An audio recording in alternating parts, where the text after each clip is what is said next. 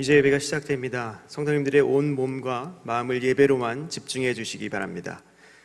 이제 다 함께 묵도하심으로 주일 낮 예배를 하나님께 드리겠습니다.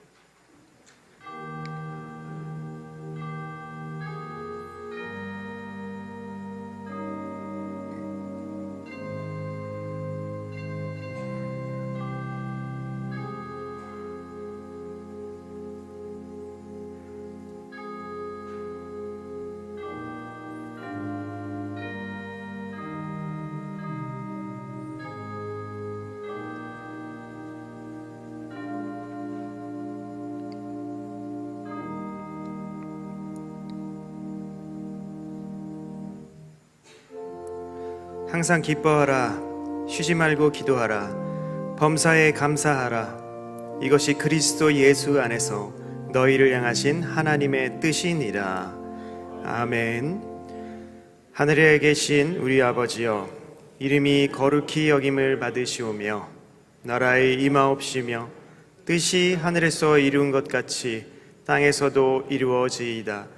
오늘날 우리에게 일용할 양식을 주옵시고 우리가 우리에게 죄 지은 자를 사하여 준 것 같이 우리 죄를 사하여 주옵시고 우리를 시험에 들게 하지 마옵시고 다만 악에서 구하옵소서. 내게 나라와 권세와 영광이 아버지께 영원히 있사옵나이다. 아멘.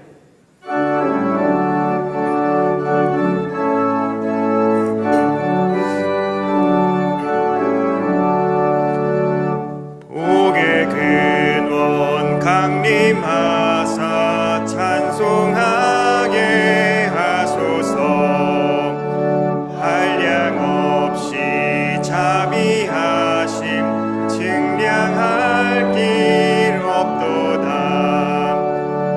천사들의 찬송가를 내게 가르치소서. 우속하신 그 사랑을 항상 찬송합니다. 주의 크신 도은 받아 이때까지 왔으니 이와 같이 천국에도 이르기를 바라네.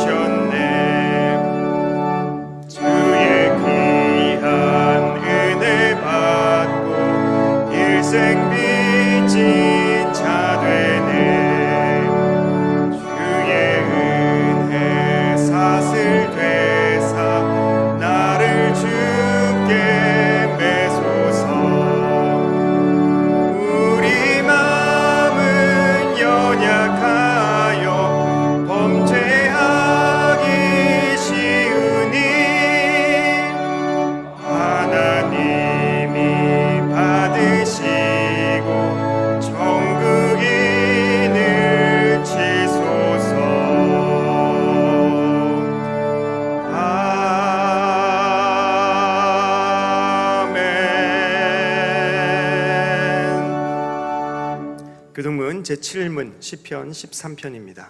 제7문을 함께 교독하겠습니다. 여호와여, 어느 때까지니이까? 나를 영원히 잊으시나이까?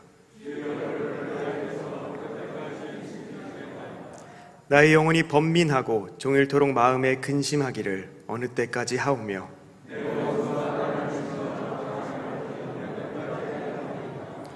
여호와 내 하나님이여, 나를 생각하사 응답하시고 나의 눈을 밝히소서. 두렵건대 나의 원수가 이르기를 내가 그를 이겼다 할까 하오며 나는 오직 주의 사랑을 의지하여 싸우니 내가 여호와를 찬송하리니 이는 주께서 내게 응덕을 베푸심이로다. 아멘. 전능하사 천지를 만드신 하나님 아버지를 내가 믿사오며 그 외아들 우리 주 예수 그리스도를 믿사오니 이는 성령으로 잉태하사 동정녀 마리아에게 나시고 본디오 빌라도에게 고난을 받으사 십자가에 못 박혀 죽으시고 장사한 지 사흘 만에 죽은 자 가운데서 다시 살아나시며 하늘에 오르사 전능하신 하나님 우편에 앉아 계시다가 저리로서 산자와 죽은 자를 심판하러 오시리라. 성령을 믿사오며 거룩한 공회와 성도가 서로 교통하는 것과 죄를 사하여 주시는 것과 몸이 다시 사는 것과 영원히 사는 것을 믿사옵나이다. 아멘.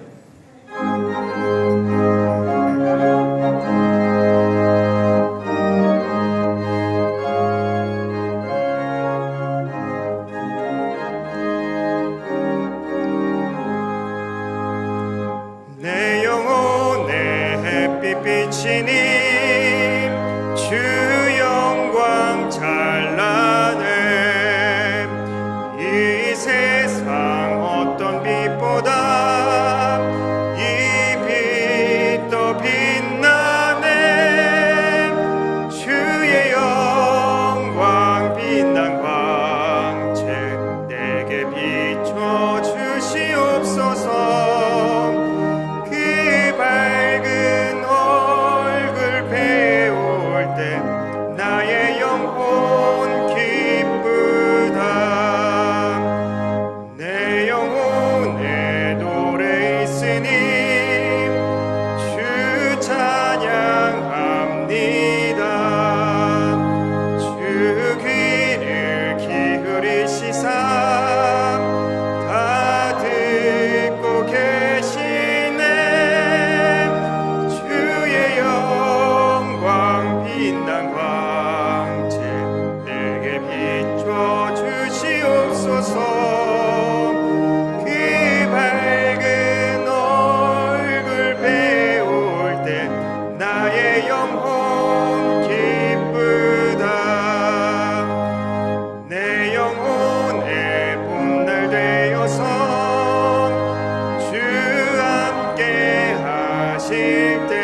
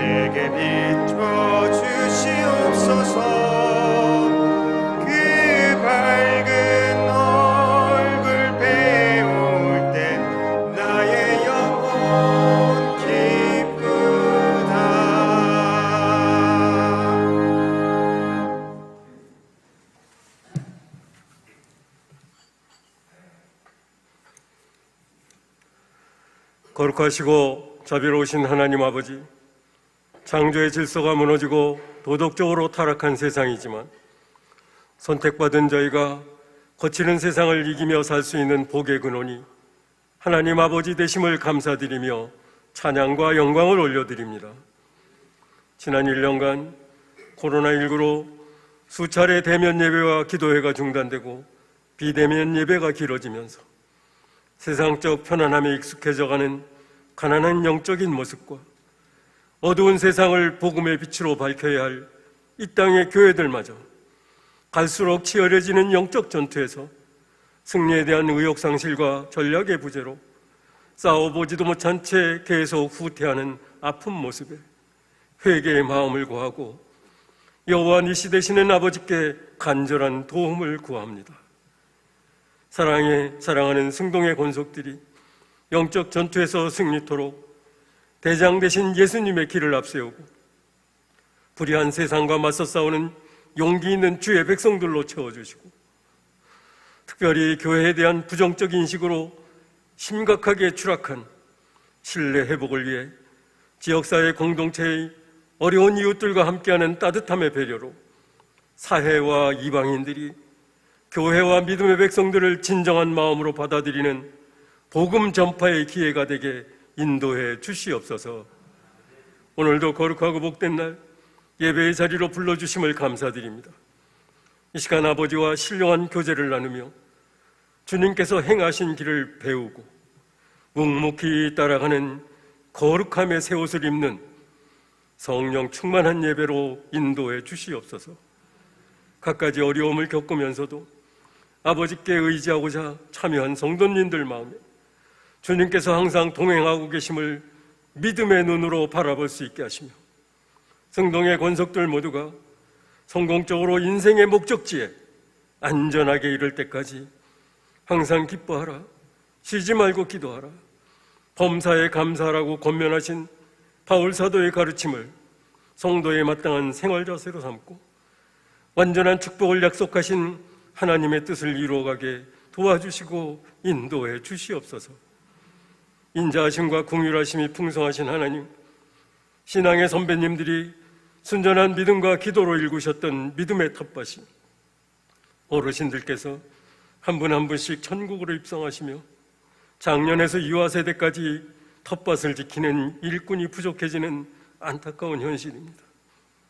조금 더 부지런하지 못했고 사랑과 관심이 부족하여 교회를 든든하게 지키지 못했음을 용서해 주시옵소서.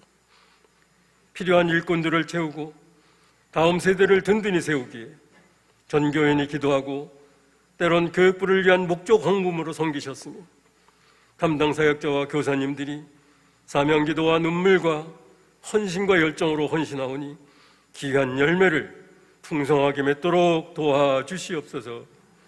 올해 담임 목사님께서 계획하시고 당회가 결정한 단계별 사역이 승동의 미래를 밝힐 수 있게 세밀한 전략을 세우고 쉼없이 기도하며 점검하는 수고하였으므로 완벽하게 준비되어 성도님들이 희망과 비전을 품고 기쁨으로 참여할 수 있도록 아버지께서 앞서 행하시며 바른 길로 인도하시는 성령님의 놀라운 역사를 경험하게 도와주시옵소서.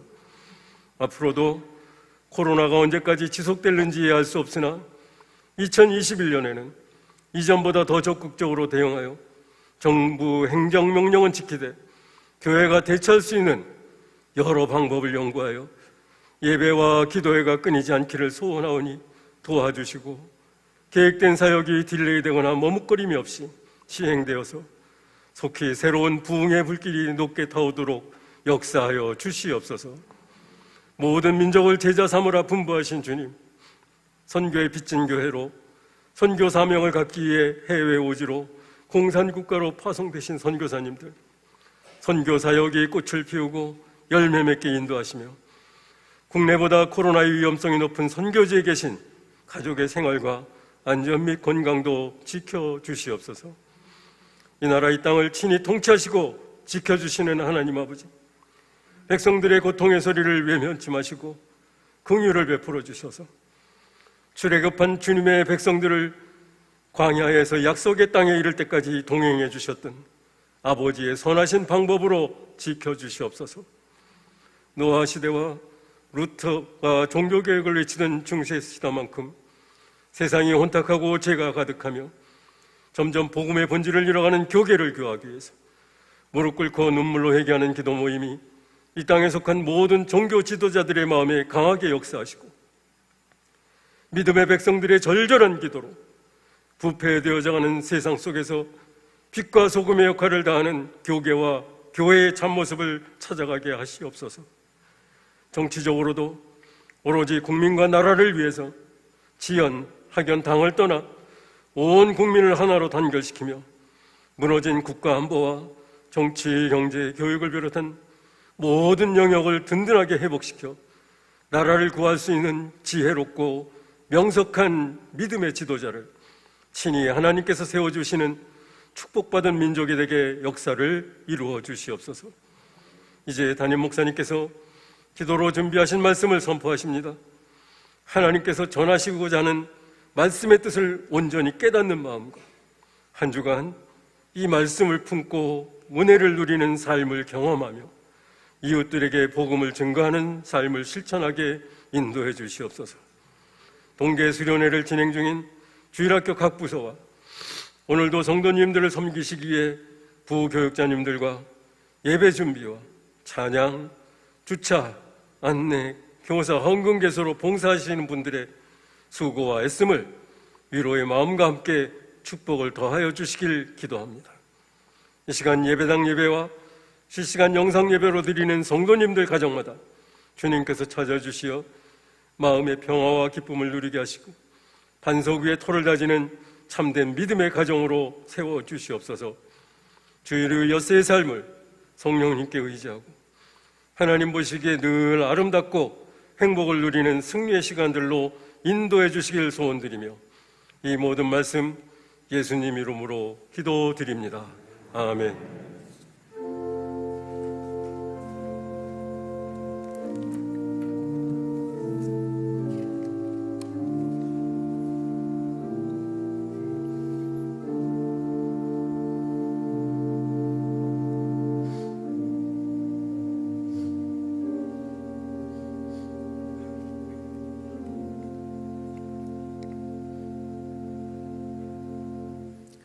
성경을 봉독하겠습니다.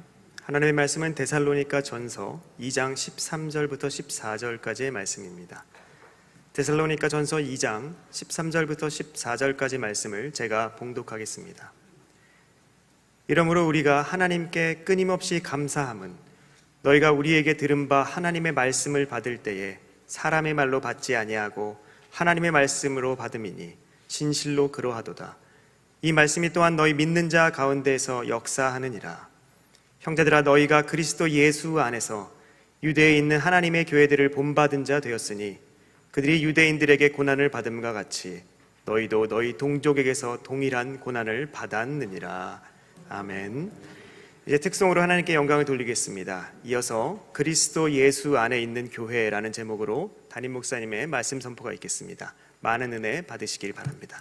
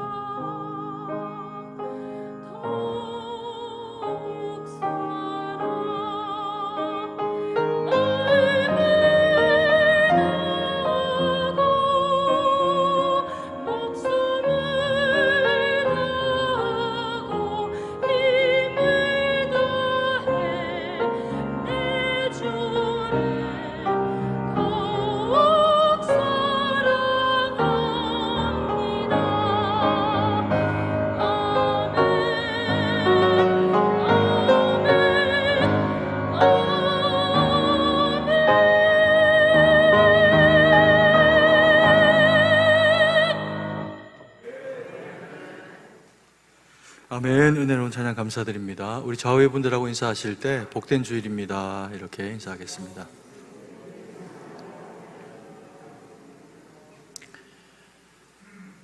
반가우시죠?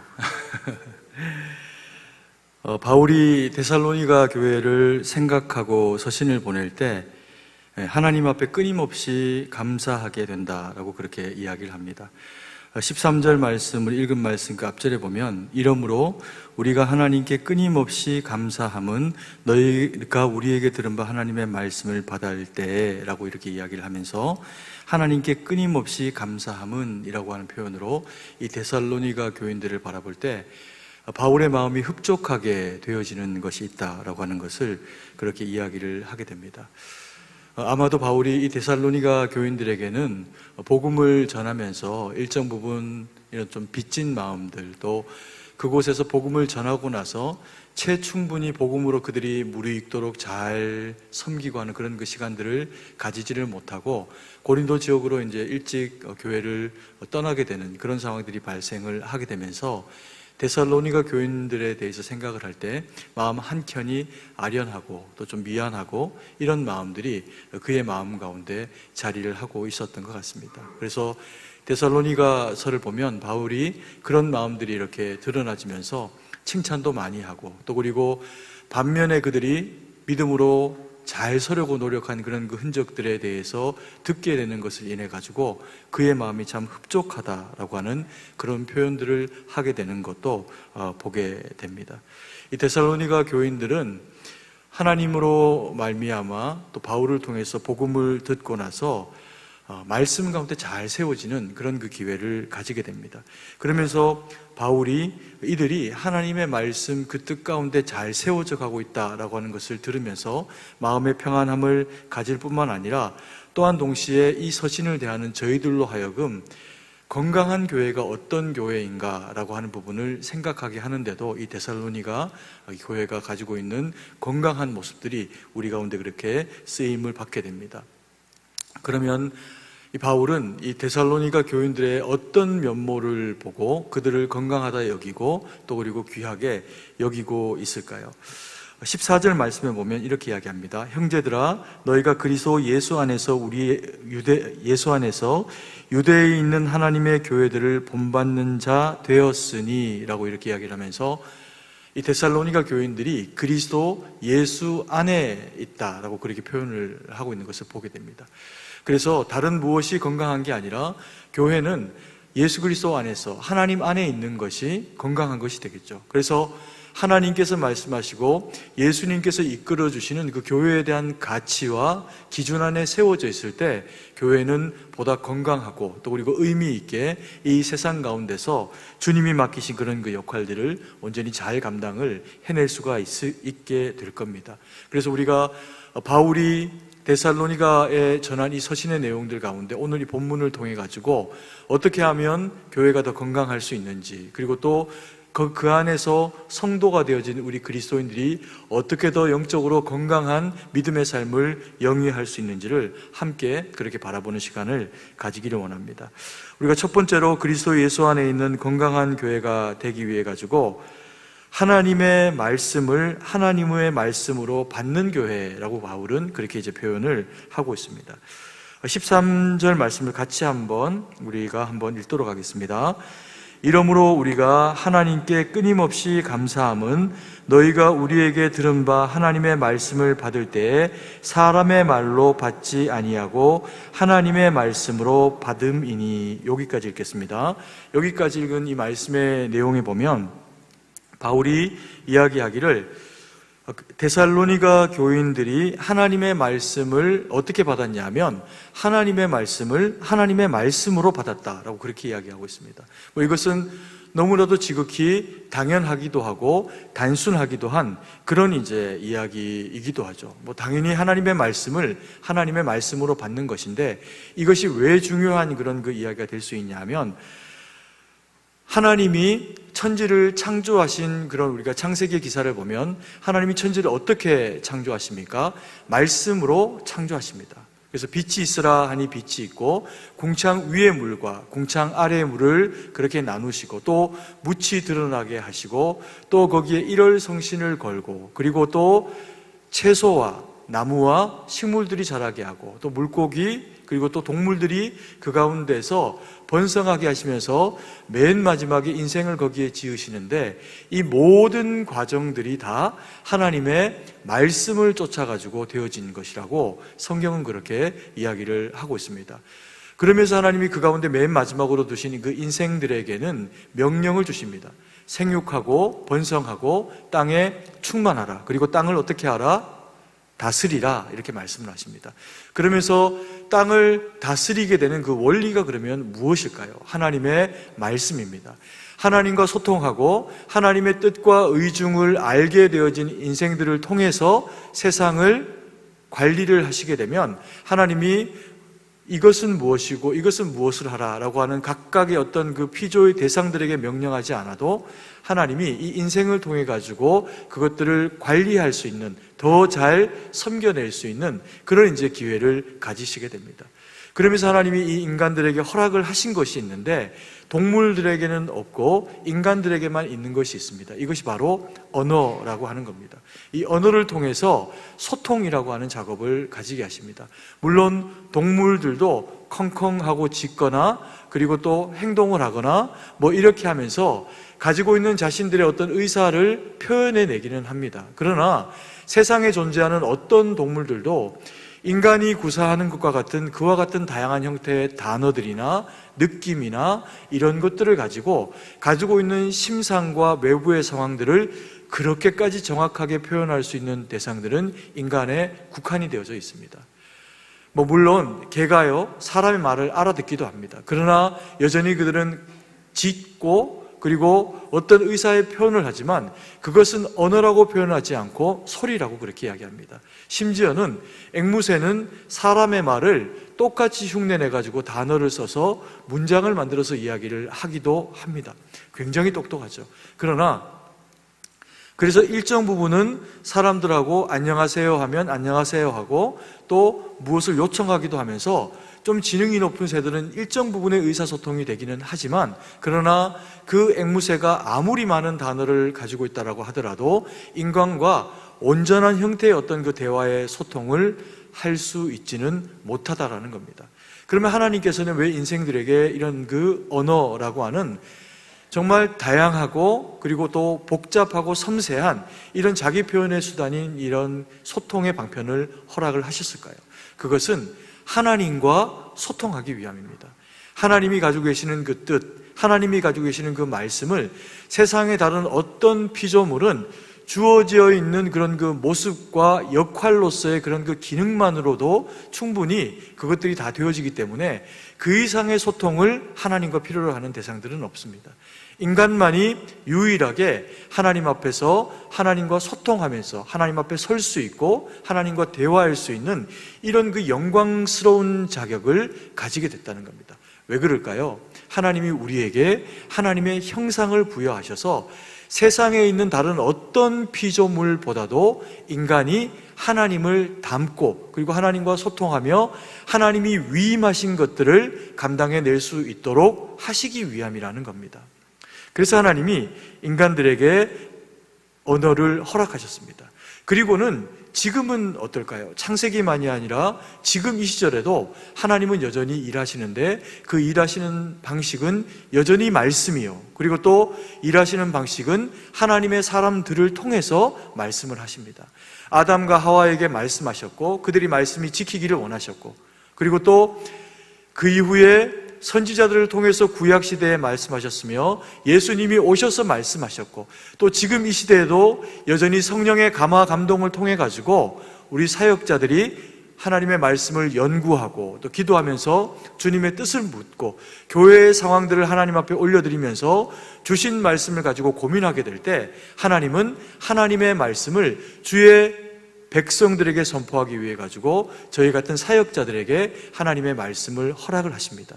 그러면 그 말씀도 여전히 하나님이 말씀을 전하시는 그 말씀이 되죠. 왜 그럴까요? 성경을 기본으로 해서, 그리고 교회의 역사와 질서를 통해서 하나님이 마땅히 원하시는 그 범주 안에서 하나님의 말씀을 선포하기 때문에 그렇습니다. 그래서 바울이 이 데살로니가 교인을 향해서 이야기하면서 뭐라고 이야기를 하냐면, 우리가 전한 이 하나님의 말씀에 대해서 너희가 그것을 어떻게 했다는 겁니까? 하나님의 말씀으로 받았다, 이렇게 표현하고 있습니다. 그래서 데살로니가 교인이 비록 바울이 전한 내용의 복음이지만 그 복음이 생명의 말씀이다 라고 하는 것을 마음에 믿었더니 그들에게 하나님의 말씀이 들어가게 되는 그런 이제 일들이 일어나게 되었다라고 하는 것을 이야기를 하고 있습니다. 그래서 하나님이 지금도 여전히 하나님의 말씀을 전하는 사람들을 통해서 말씀을 깊이 그리고 하나님 앞에 묻고 준비하게 하면서 말씀을 전하게 됩니다. 그러면 그 말씀을 듣고 그리고 또 하나님 앞에 영광을 돌리게 되는 그런 이제 과정들이 이루어지게 되죠. 그러면 하나님이 이 하나님의 말씀을 듣는 이런 그 방편들을 우리 인생들에게 무엇을 통해서 허락을 하셨습니까? 예전에 구약시대 같으면 짐승의 각을 뜨고 특별히 말을 하지 않아도 그 과정을 통해서 그 형상과 모양을 통해 가지고 자신들의 허물과 죄를 바라보면서 예배자로 서게 됩니다.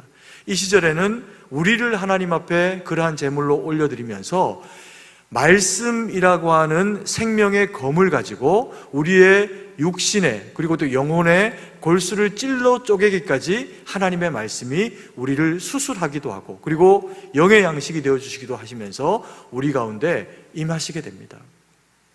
그래서 성도님은 언제 하나님의 말씀을 경험하고 들을 수 있나? 예배를 통해서 하나님의 말씀을 경험할 수 있습니다. 이것이 사실 우리가 하나님을 만나고 그리고 하나님의 말씀을 듣고 주님께 영광 돌리게 되는 가장 중요한 방편입니다. 우리가 다른 것을 통해서도 신앙생활의 일정 부분은 유지할 수 있지만 성도에게 가장 중요한 것은 예배입니다. 그래서 마귀는 예배를 패하기를 원하고 우리는 예배를 드리기를 원하는 겁니다. 우리가 하나님 앞에 이 말씀을 듣게 될 때 주일날 주시는 그 말씀을 먹고 우리의 마음에 새기면서 듣고 돌아가서 잊어버리는 것이 아니라 우리가 대하게 되는 모든 생의 그런 그 과정들 상황 가운데서 주신 말씀을 떠올리면서 말씀과 함께 살아가게 되는 것이 성숙한 성도들이 가지게 되는 모습이라는 겁니다. 그래서 사역자들은 말씀을 전할 때 그저 내가 전하는 말씀이 하나님의 말씀이다 라고 하는 그런 당위성만 가지는 것이 아닙니다. 내가 전하는 이 말씀이 하나님 앞에서 그리고 성도님들에게 정말 주님이 주시는 허락하시는 그 생명의 말씀이 되기 위해 가지고 정말 많이 고민하고 또 때로는 신앙 서적들을 통해서 연구를 하기도 하고 말씀을 깊이 보고 기도하고 하나님 앞에 물으면서 하나님이 허락하시는 말씀이 무엇인지를 교회의 상황과 성도의 상황을 하나님 앞에 아뢰면서 받게 되는 것이 선포되어지는 말씀입니다. 그렇기 때문에 매주 예배를 드릴 때 말씀의 사역자들에게는 이 거룩한 부담이 있습니다.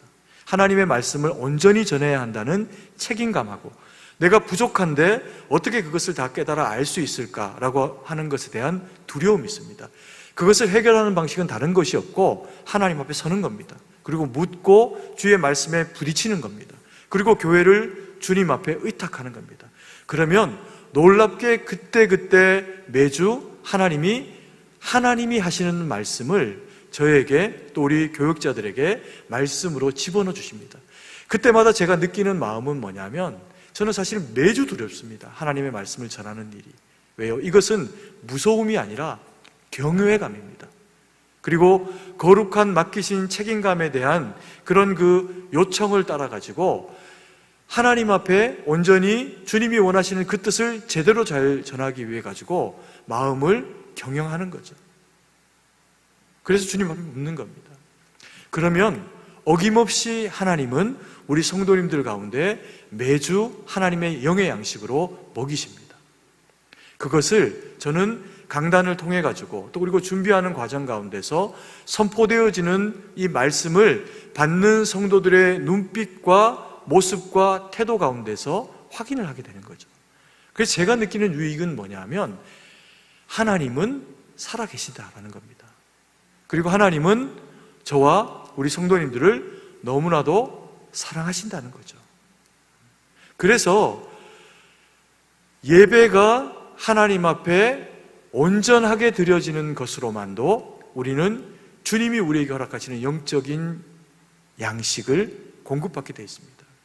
근데 우리가 신앙생활을 하면서요, 예배가 사모되어지지 않고 내가 또 이번 주 교회를 가야 하나라고 하는 생각이 만약에 들고, 그리고 예배당에 앉아가지고 있어서도 세상 온갖 근심으로 내 머릿속이 채워져 있다라고 하면 그것은 영적으로 일정 부분은 병들어 있는 어떤 상황들이 우리 가운데 있다는 거죠.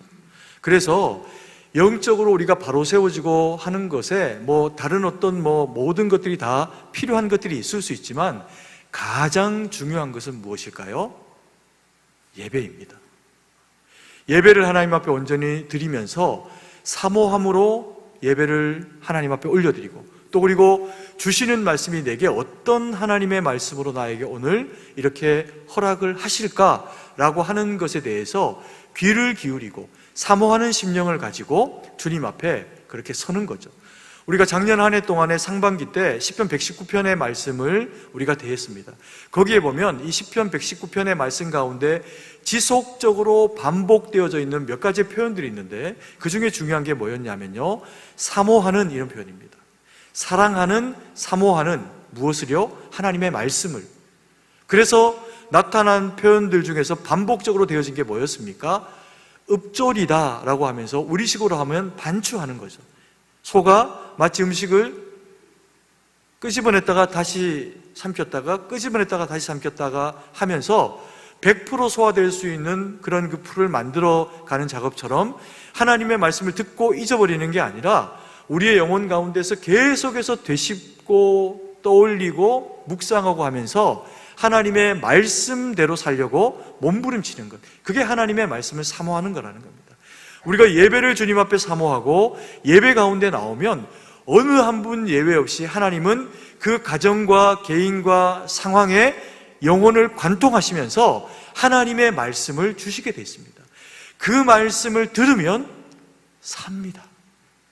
그래서 예배에 성공하고 예배에 승리하면 삶이 아무리 공고하고 힘들어도 그것은 과정이 되고, 그 쌓여지는 예배 가운데 그 과정들을 겪어내고 나면 하나님은 어느샌가 우리를 더 성숙하고 자라나게 하는 믿음의 사람으로 세워가신다는 겁니다.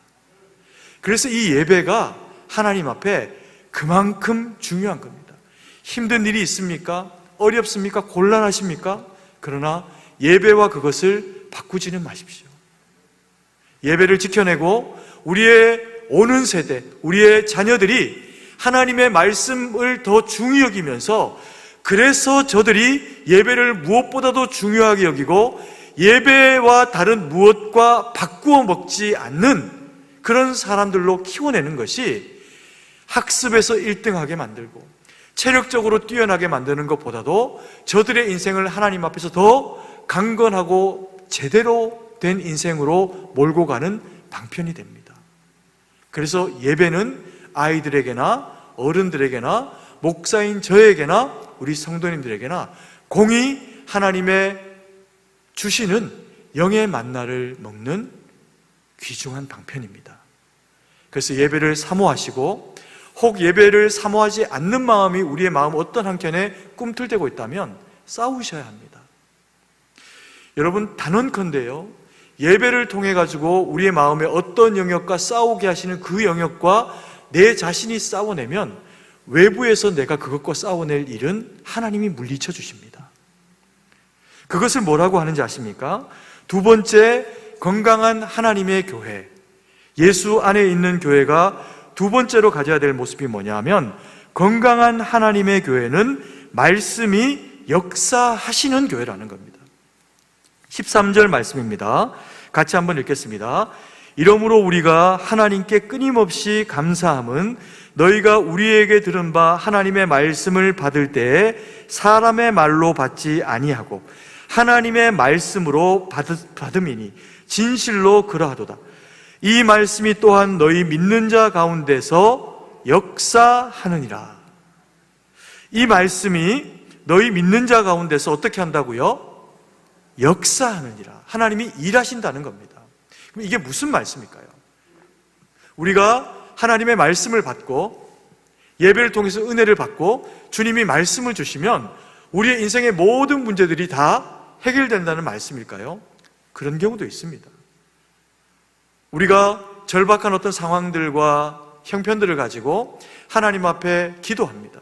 몸이 병들었거나 또 마음이 상하거나 혹은 육신의 삶이 제대로 안 풀리는 겁니다. 사업의 길은 막히고 취업은 단절되고 이런 상황들이 지금 벌어지고 있지 않습니까?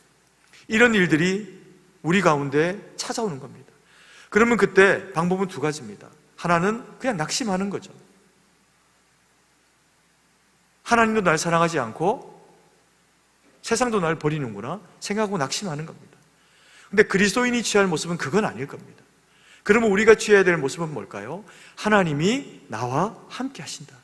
그것을 우리가 믿고 의지하면서 우리 가운데 말씀하시는 하나님의 말씀을 붙잡고 예배 가운데 승리하면 경우에 따라서는 하나님이 정말 그 기도와 인생을 받으시면서 문제가 해결되게 하십니다. 예배 중에 치유하심으로 병이 떠나가기도 하고 좋은 의사를 만나기도 하고 좋은 약을 만나기도 하시고 좋은 사람을 만나면서 내 인생의 문제가 해결되게 하시기도 하시고 답답한 문제들이 해결되게 하시기도 하신다는 겁니다. 지금 너무나 힘들고 어려운 시절을 우리가 살아가고 있지만 예배자로 섰고 내가 하나님의 자녀라면 주님은 현재 내가 당하고 있는 어떤 고난과 상황들이 아무리 힘들어도 믿음으로 구하고 지켜내고 살아내려고 주님 안에 몸부림하면 그 모든 과정이 당장 숨이 끊어질 것처럼 여겨져도 그 과정은 모두가 지나가는 과정이 되게 하십니다.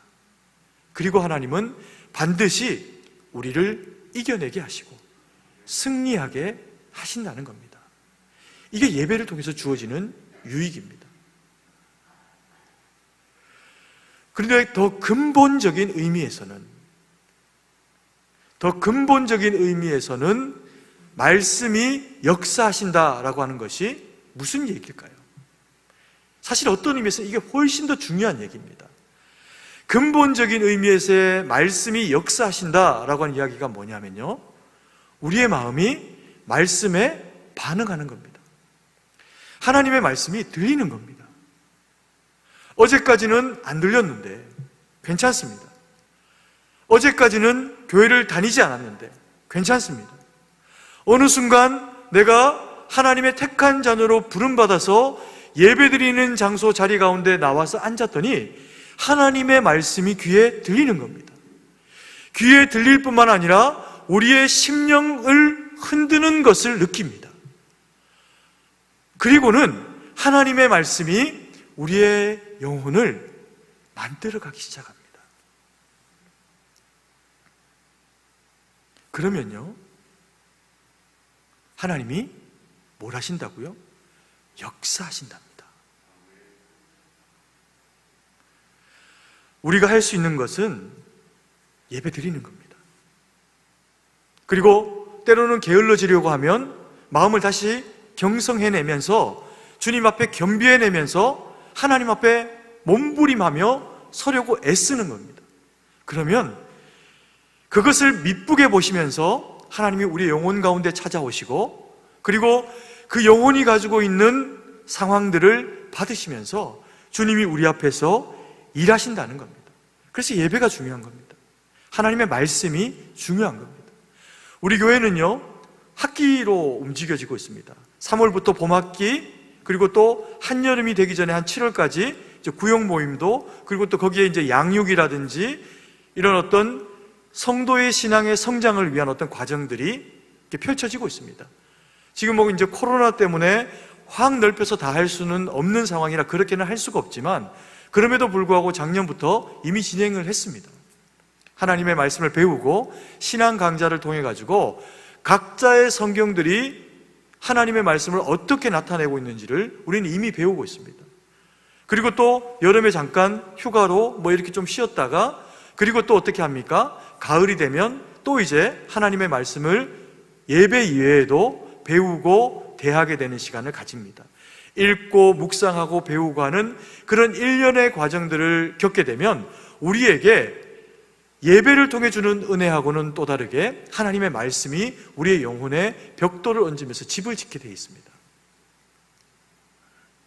그래서 우리 성도님들은 예배를 반드시 드리고, 수요 예배, 주일 예배, 새벽 예배 예배를 드리고, 그리고 또 주중에 신앙 강좌를 하는 것들이 있으면 우리 영혼의 그런 건강하게 세워짐을 위해 가지고 하나님 앞에 그 신앙 강좌도 들으시면 분명히 하나님이 그 말씀을 통해서 그때그때 우리에게 필요한 어떤 영의 양식을 먹이시면서 곤란한 상황들이 있을 때 그 상황을 헤쳐나갈 수 있는 지혜를 동시에 허락하실 겁니다.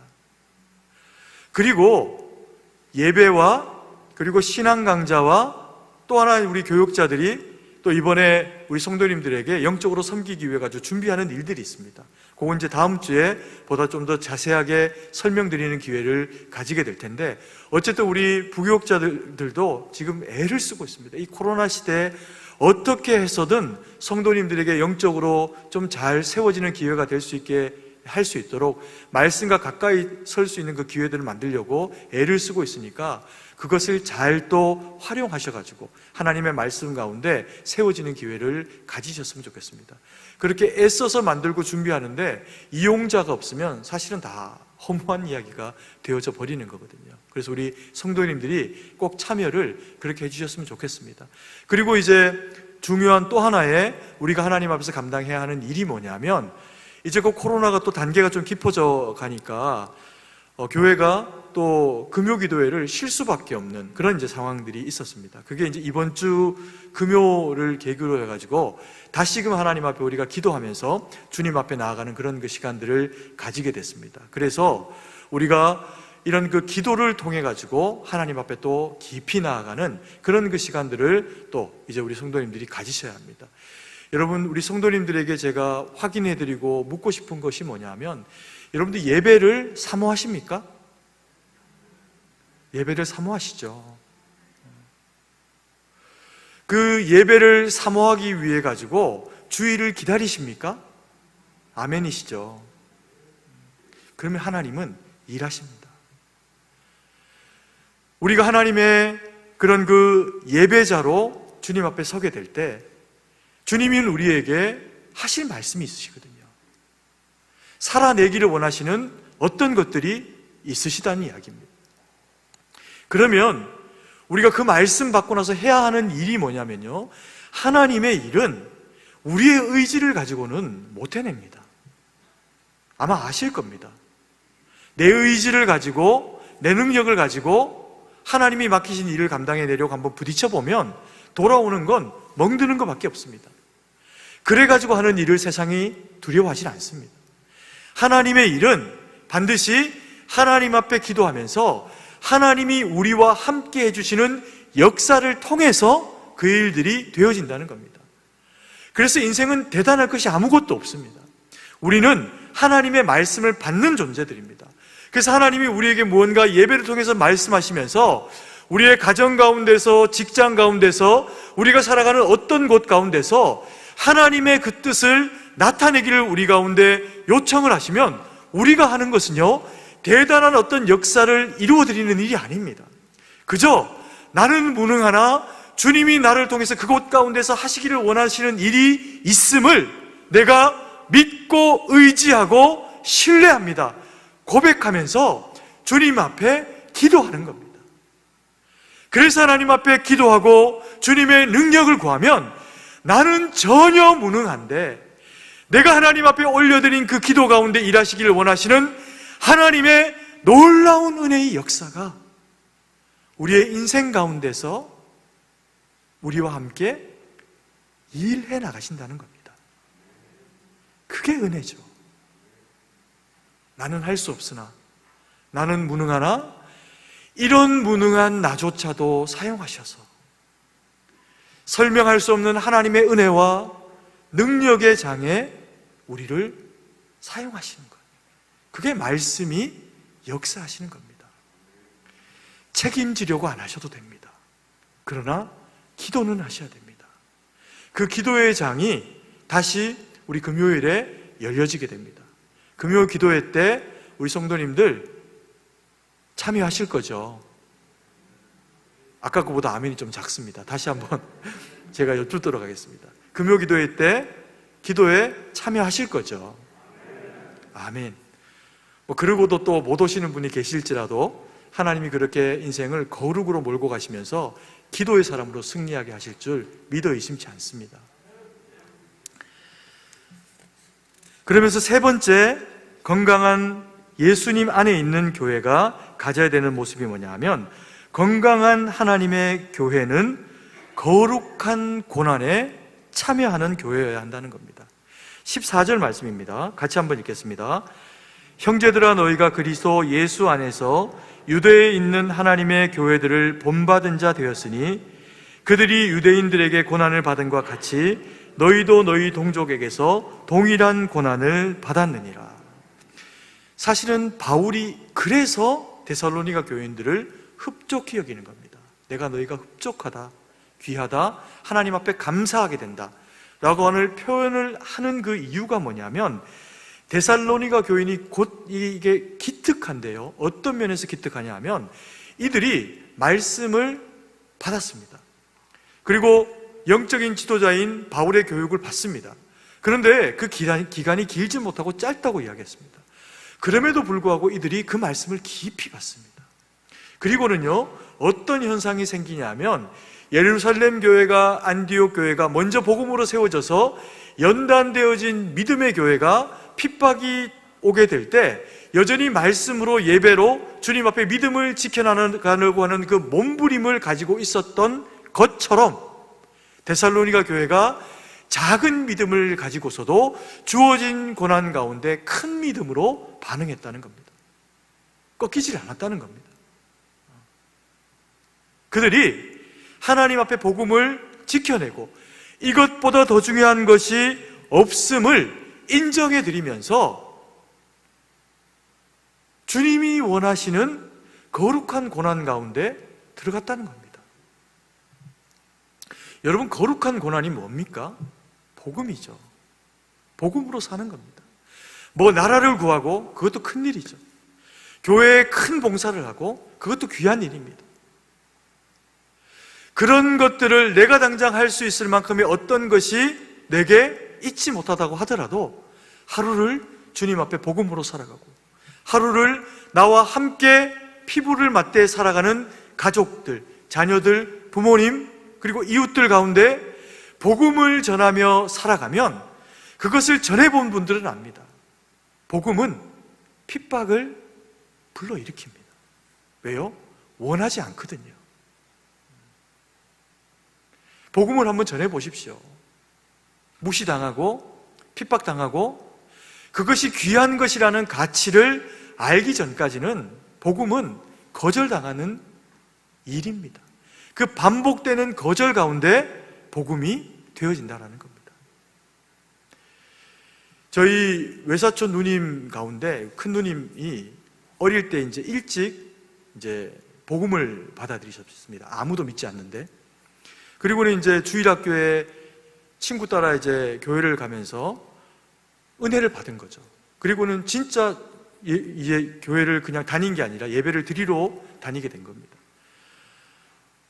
몰래 이제 부모님 몰래 교회를 다니다가 신앙이 생기니까 이제 부모님에게나 형제들에게 복음을 전하는 일이 이제 발생을 한 거죠. 그러니까 이제 외삼촌이 그게 너무 싫은 겁니다. 육아적인 이게 가풍이 강한 가정일수록 예전에는 이 복음에 대해서 강력하게 이제 거부하는 그런 그 일들이 많이 있었습니다. 그러면서 이제 이 누나를 교회를 못 가게 하고 예배를 못 드리게 하니까 이제 누님이 이제 여자분인데도 막 담을 다 넘어가지고 교회를 가고 그런 거죠. 그러다가 이제 또 교회 가지 마라 그러니까 또 말을 안 들으니까 때리기도 하고, 그 뭐 옷을 이제 막 그때는 교복인데 교복을 이제 찢기도 하고, 그래도 뭐 또 예배를 드리고 몰래 집에 들어오다가 또 이제 걸리니까 이 사춘기 때 뭐 가장 이제 예민한 그런 그 시기였을 텐데 머리를 가위로 다 잘라버린 겁니다. 남자아이처럼. 그러니까 그리고 나서도 이제 이 누님이 복음을 포기하지 않고 복음을 계속해서 전했습니다, 가족에게. 나중에는 이제 결과적으로는 우리 외삼촌이 너무 화가 나셔가지고, 이건 제가 이야기를 뭐 드릴까 말까 고민하다 1부 때 이야기를 드렸는데, 칼로 손을 자르려고 하셨어요. 근데 이제 우리 외숙모님이 손을 붙잡아가지고 다행히 이제 팔이 안 잘린 겁니다. 차라리 이게 불구가 되는 게 낫겠다, 네가 교회 나가는 것보다, 이렇게 생각을 하신 거죠. 그런데도 복음을 끊임없이 전하는데 그 전한 이유는 의지로 전한 것이 아닙니다. 저도 복음을 받고 나서 보니까 받은 사랑이 너무 큰 겁니다. 때로는 핍박을 당하고 욕을 당하고 신체 일부가 훼손되는 어떤 일을 경험한다고 하더라도 그것보다 나를 사랑하시는 예수님께 이미 받은 사랑이 더 큰 겁니다. 바울이 왜 이 고생을 했을까요? 이유는 하나밖에 없습니다.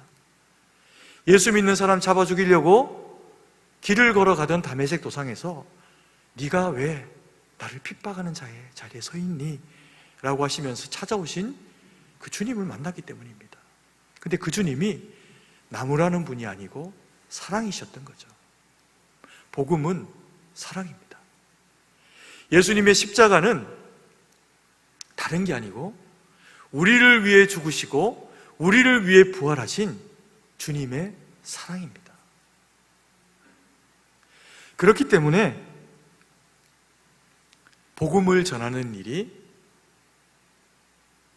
거룩한 고난 가운데 참여하는 일입니다. 우리는 복음을 전하는 것만으로도 뭐 핍박이 있고 없고를 떠나가지고요, 거절되어지는 것만으로도 혹은 그냥 듣고 지나가서 소멸되어지는 것만으로도 주님의 거룩한 고난에 참여하는 겁니다. 왜요? 주님이 이것을 위해서 오셨고 그리고 이것을 감당하시고 하나님 보좌 우편에 지금 앉아 계시기 때문에 그렇습니다. 그런데 우리가 피해야 되는 고난이 있습니다. 피해야 되는 고난이 뭐냐면요, 이 히브리어로는 하타야라고 이야기를 하고 또 헬라어로는 하마르티아라고 하는 이 죄입니다. 이 죄는 그 의미가 뭐냐면 관역에서 벗어났다, 이런 의미입니다. 그러니까 관역이 뭘까요? 이 복음이라고 하는 관역은 예수 그리스도를 향해서 나아가게 되어 있습니다. 예수님이 우리를 위해서 십자가를 지시고 예수님이 우리를 위해 죽으시고 부활하셨으니 그를 믿는 것으로만 우리는 하나님의 거룩한 백성이 된다라고 하는 것이 복음입니다. 그래서 이 복음은 예수 그리스도의 십자가를 향해서 나아가게 되어 있습니다. 그런데 이 죄라고 하는 이 하마르티아는 거기서 계속 벗어나면서 하나님의 말씀이 되지 않도록, 말씀이 육신이 되어 온 예수님을 만나지 못하도록, 예배 가운데서도 말씀을 계속 거절하도록, 마음에 다른 생각과 부담이 있으면서 말씀이 계속 거절되도록 하는 역할을 하는 것이 이 죄가 가지고 있는 역할과 힘이라는 겁니다. 그래서 우리는 죄로 말미암는 고난 가운데 들어가게 되면요, 내가 값을 지불해야 됩니다. 누군가를 핍박하거나 괴롭히거나 속이거나 사기를 치거나 악하게 행하거나 그런 죄를 우리가 범하게 되면 그의 그 죄의 값을 우리 인생 가운데서 지불하게 되어 있습니다. 심지어는 아무도 못 봐서 그게 그냥 지나가진 일들조차도요, 하나님이 기억하십니다. 그러면서 그것을 다시는 그와 같은 죄를 반복하지 않기를 원하셔서 주님이 우리에게 그 죄에 대한 값을 묻는 경우들이 있습니다. 이것은 구원받는 그런 그 묻는 것과는 다른 얘기입니다. 성숙을 위해 가지고 하나님이 성화의 과정에서 우리를 그렇게 다루어 가기도 하신다는 겁니다. 그래서 그리스도인들이 마땅히 항상 지녀야 되는 고난은 죄로 말미암는 고난이 아니라 거룩한 고난을 우리가 자처함으로, 복음으로 그렇게 살아가는 삶을 살아가게 되면 하나님이 우리의 그 모든 인생의 삶 가운데 개입하시면서 우리와 함께 하시게 되는 그런 은혜를 누리게 됩니다. 시절이 이렇게 어려울 때 복음을 받은 우리에게도요, 마귀가 어떤 때는 우리의 그 심장을 막 흔들어 놓을 때가 있습니다. 병이 들어서 깊이 아프고, 또 세상이 다 힘든 중에 나도 힘들게 되면서 실직을 하거나 사업이 어렵거나 경제적으로 여러 가지 어려움이나 또 집안의 어떤 안팎으로 자녀들의 문제나 이런저런 어떤 상황들이 찾아오게 되면서 우리 가운데 낙심이라고 하는 마음을 막 불러일으킬 때가 있습니다. 그러면 이런 힘겹고 어려운 상황들이 우리에게 줄 때 우리는 두 가지 중에 한 가지의 반응을 하게 되었습니다. 그 첫 번째 한 가지의 반응이 무엇입니까? 그야말로 낙심이죠. 마귀에게 무릎을 꿇고, 그리고 내가 하나님의 사랑받는 자녀가 아니구나, 세상도 나를 이렇게 힘들게 하는데 하나님도 나를 외면하시는구나 라고 생각을 하는 낙심과 함께 대화하는 것, 이게 마귀가 원하는 절망이라고 하는 겁니다. 근데 그게 아니라 우리를 사랑하시되 끝까지 사랑하신 주님을 붙잡고, 세상 부모는 때로는 자녀를 버리기도 하고 심지어는 죽이기도 하고 입양한 자녀도 죽이기도 하는 이런 어처구니 없고 악한 세대이지만, 그들은요 법적으로는 부모일 수도 있고, 그러나 생물학적으로는 부모의 기능을 했을지는 몰라도 그들은 부모가 아닙니다. 어떻게 자녀를 그럴 수가 있습니까? 부모가 때리고 초다라고 하는 것은 사랑으로 할 수 있어도. 그러나 너무 감사한 것은 인간에게 버림받았고 혹은 인간 부모에게 버림받은 상함이나 아픔이 우리 가운데 있다고 하더라도, 모든 인생이 다 평등한 만큼을 누리고 살지는 못한다고 하더라도, 우리를 지으시고 우리를 이 땅 가운데 있게 하셨고, 그래서 내가 너에게 복음을 주었다 말씀하시고, 그리고 너는 나의 사랑하는 자녀다, 나는 너를 사랑하되 끝까지 사랑한다, 그래서 십자가를 졌고 그래서 부활했고 그래서 내가 하나님 보좌 우편에서 지금도 너를 지켜보고 지키고 있다 말씀하시는 하나님 아버지, 성령 하나님, 우리 주 예수 그리스도는 우리의 참 아버지가 되셔서 우리를 절대로 포기하지 않으신다는 겁니다. 여러분, 시절이 어렵죠. 너무 힘듭니다.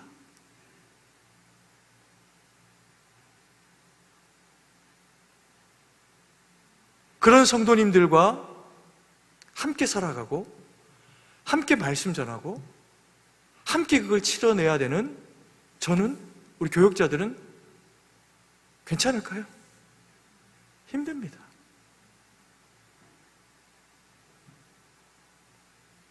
그러나 살아내야 됩니다.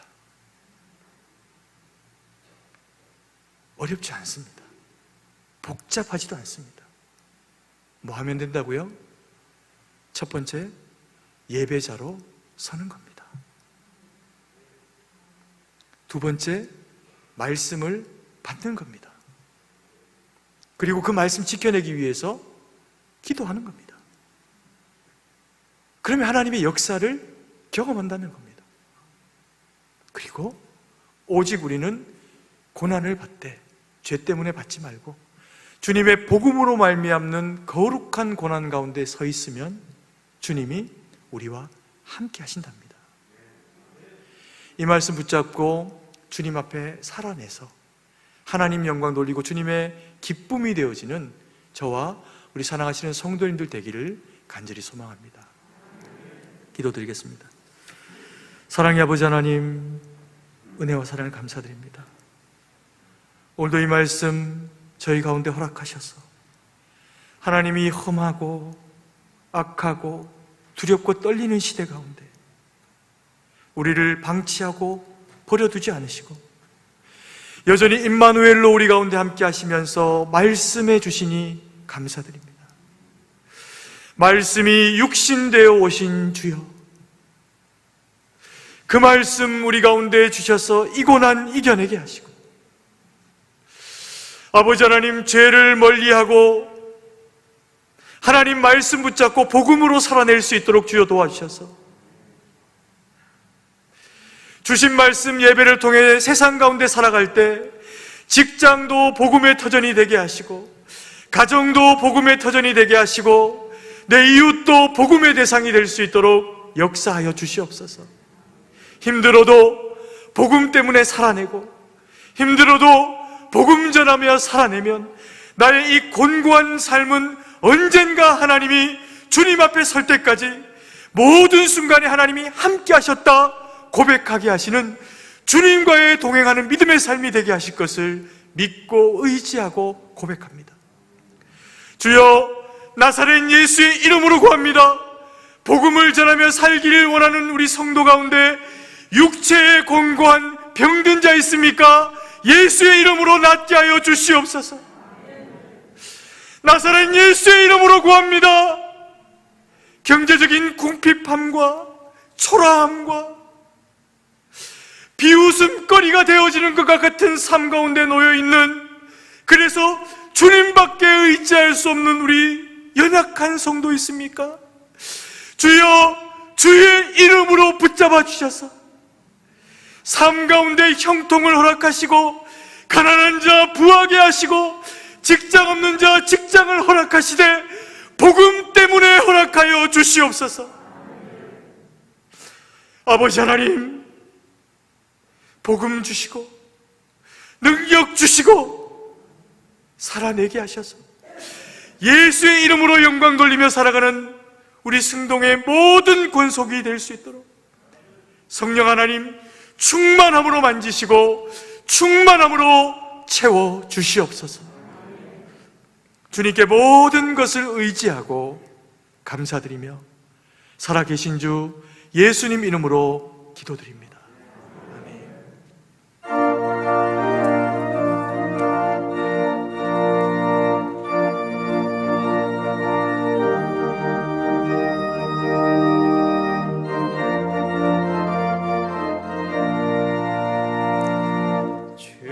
약속하신 말씀 위에서 영원토록 주를 찬송하리라. 소리 높여 주께 영광 돌리며 약속 믿고 굳게 서리라. 굳게 서리, 영원하신 말씀 위에 굳게 서리.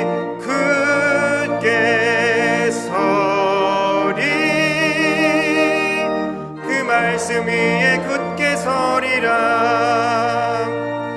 주님 약속하신 말씀 위에서 세상 염려 내게 엄습할 때에 용감하게 힘써 싸워 이기며 약속 믿고 굳게 서리라. 굳게 서리, 영원하신 말씀 위에 굳게 서리. 굳게 서리, 그 말씀 위에 굳게 서리라. 주님 약속하신 말씀 위에서 영원하신 주의 사랑 힘입고 성령으로 힘써 싸워 이기며 약속 믿고 굳게 서리라. 굳게 서리, 영원하신 말씀 위에 굳게 서리. 굳게 서리, 그 말씀 위에 굳게 서리라. 주님 약속하신 말씀 위에서 성령 인도하는 대로 행하며 주님 품에 항상 안식 얻으며 약속 믿고 굳게 서리라. 굳게 서리, 영원하신 말씀 위에 굳게 서리.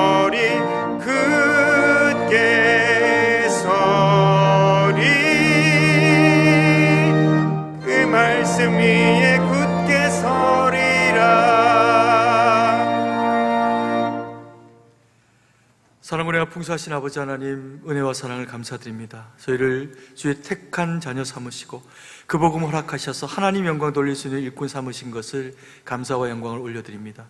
이 예물이 쓰이는 곳에 하나님의 영광만 드러날 수 있도록 은혜를 베풀어 주시옵소서. 아버지 하나님, 참으로 이 나라의 백성을 불쌍히 여기시고 긍휼히 여기셔서 하나님 손에 붙잡힌 나라 될 수 있도록 하나님 은혜 베풀으셔서 현재 당하고 있는 이 어려움과 코로나의 위기와 아버지 하나님, 북한의 위협과 정치적인, 경제적인, 문화적인 그 모든 영역들 가운데 하나님 참으로 긍휼히 여기시고 은혜를 베풀으셔서 하나님의 사람들을 세우시고 성령의 충만으로 함께 하셔서 이 나라가 주의 백성들을 통한 통치가 되어질 수 있도록 은혜를 베풀어 주시옵소서.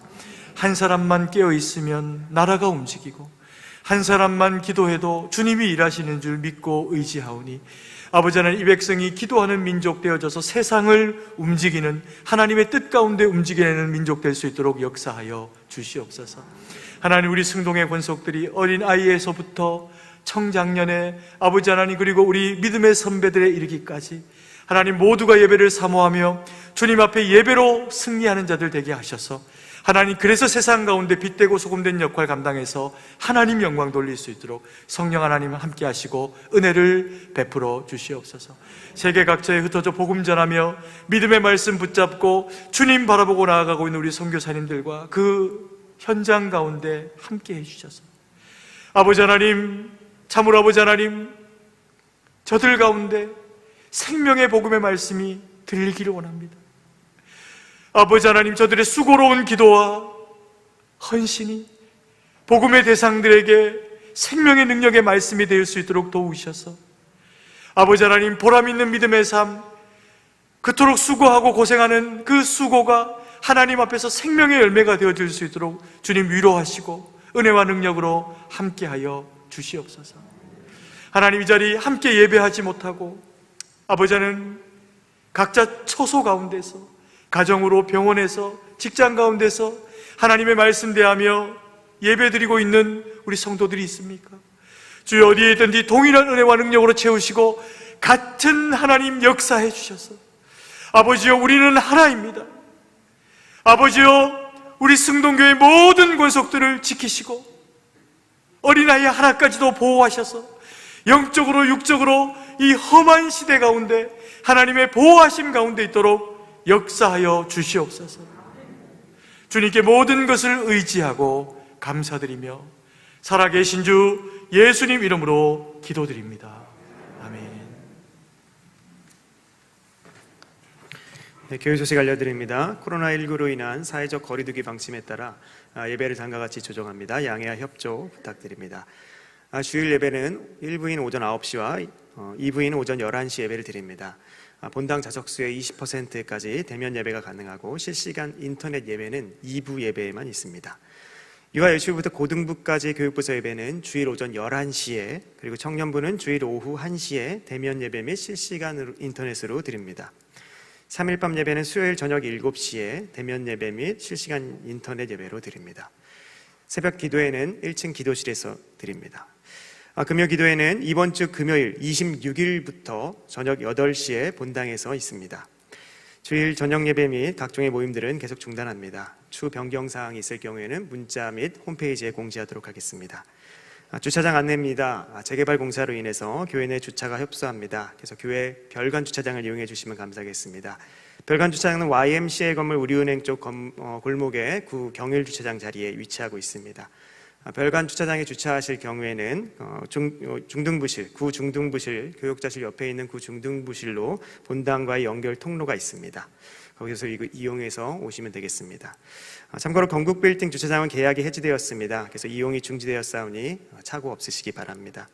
겨울 성경학교 일정이 주보에 기재되어 있습니다. 특별히 유아유치부와 중등부, 고등부, 청년부가 이번 주에 성경학교가 있습니다. 보시고 위하여 기도해 주시기 바랍니다.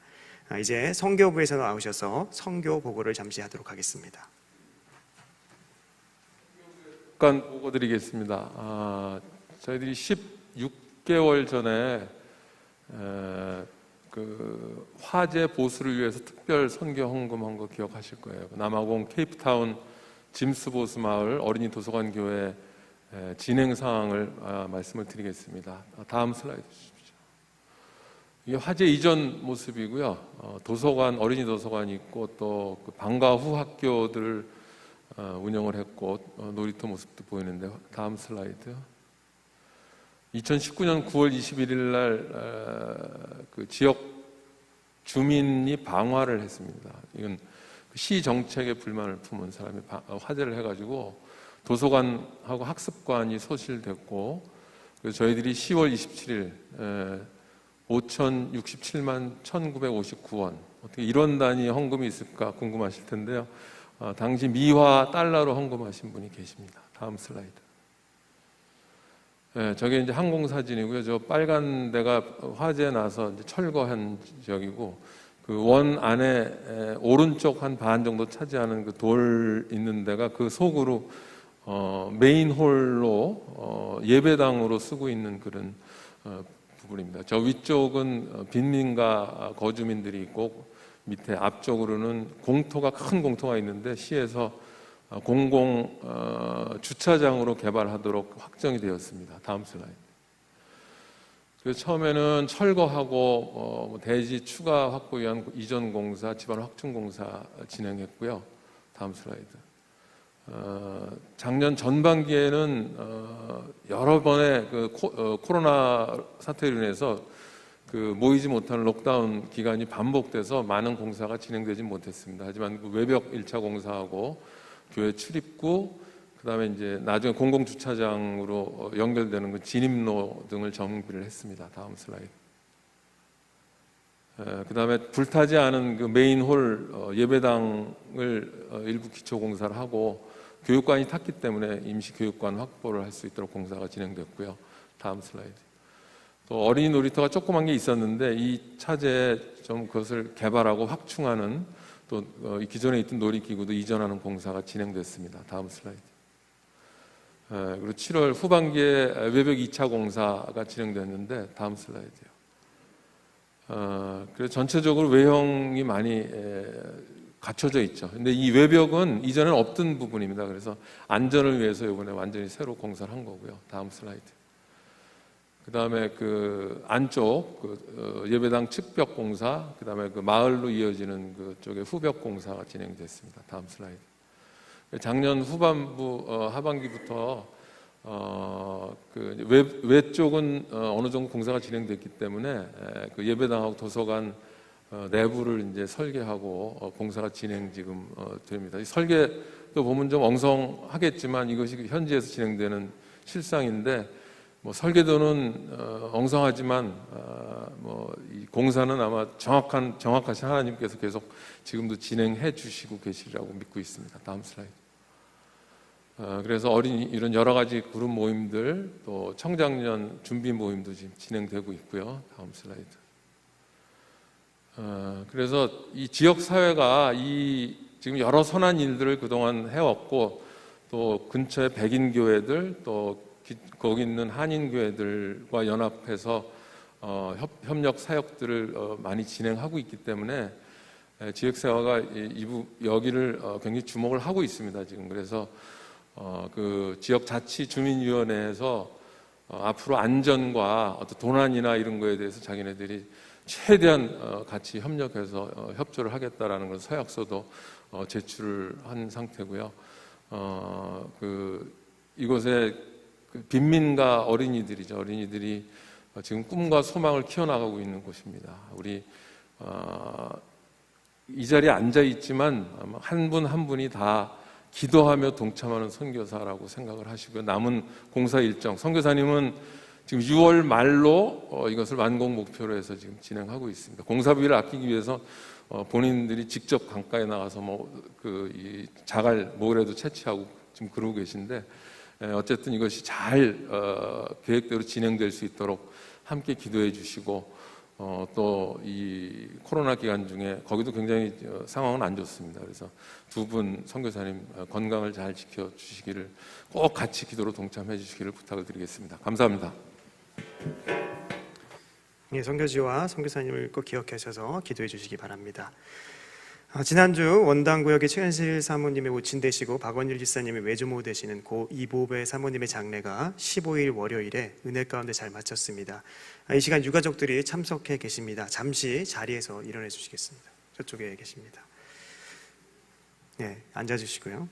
예배 후 유가족들을 보시면 위로해 주시고 기도해 주시기 바랍니다. 나머지 교회 소식은 주보를 참조해 주시고 이제 다 함께 일어나서 찬송가 1장을 찬양한 후에 축도로 예배를 마치겠습니다.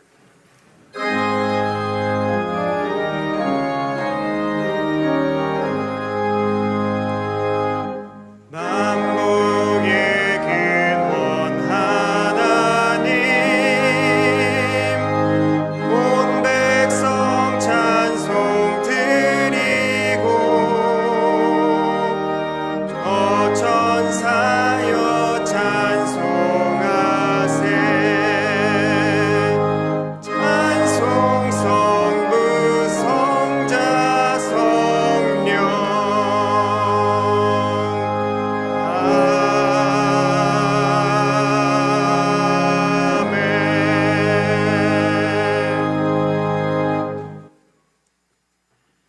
이제는 우리 구주 예수 그리스도의 구속의 은혜와 무한하신 하나님 아버지의 사랑하심과 성령의 위로 깊은 충만하심의 은혜의 역사가 오직 주님 앞에 머리를 숙이고 주의 택한 백성됨의 그 거룩한 자격 가지고 하나님이 우리에게 허락하신 사명, 주의 복음 전하는 일로 하나님 영광 돌리기로 작정하며 다짐되어지는 주의 거룩한 백성들 머리 위에 이제로부터 영원토록 함께 계실지어다. 아멘.